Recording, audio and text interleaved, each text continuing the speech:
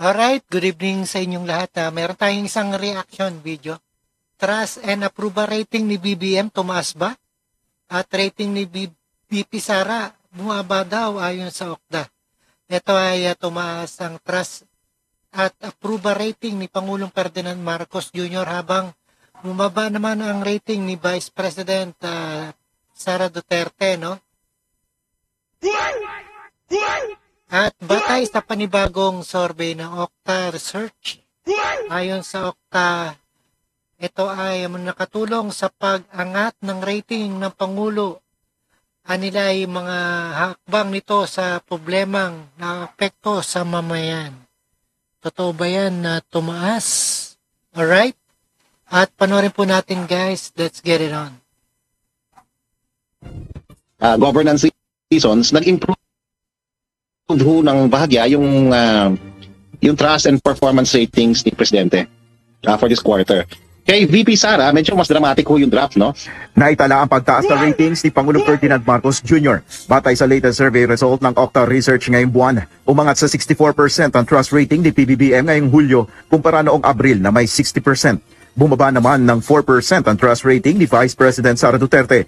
Nakitaan rin ang pagbaba sa rating ni Senate President Francis Chis Escudero mula 55% ay bumaba ito sa 51%. Umangat naman sa 3% ang trust rating ni House Speaker Martin Romualdez. Samantala umangat rin ang approval rating ni PBBM sa 62% mula 59%.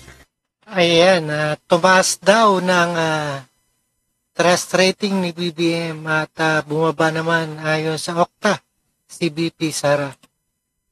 Alright?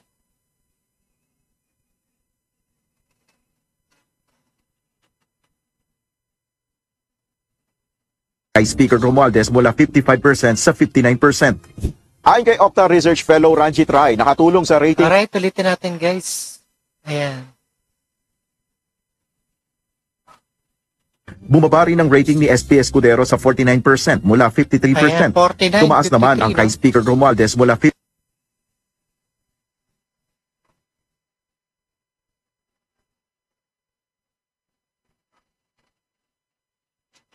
Vice President Sara Duterte. Nakitaan rin ang pagbaba sa rating ni Senate President Francis Chis Escudero mula 55% ay bumaba ito sa 51%.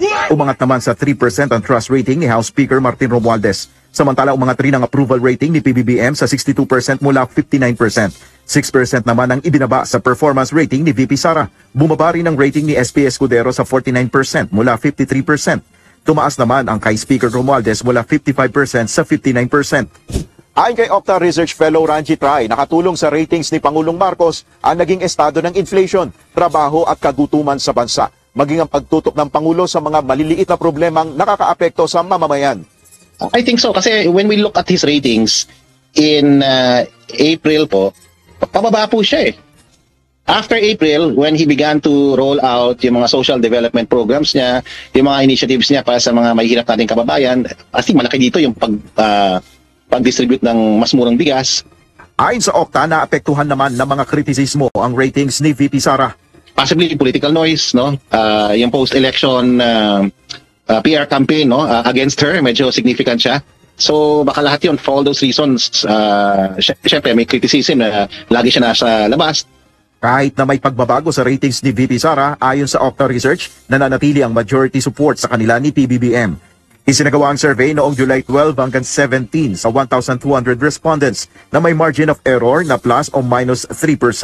Nel Maribuhok, US. Alright, yan po ang trust rating ni BBM na tumaas daw ayon sa Okta at rating naman ni BP Sara bumaba. Ayan, ayon sa Okta, nakatulong ang pag-angat ng rating ng Pangulo anilay mga hakbang nito sa problemang nakakapekto sa mga mamayan. Alright, maraming salamat sa panonood at pakinig dito kay Rob Trip. And see us again the next one. And peace out.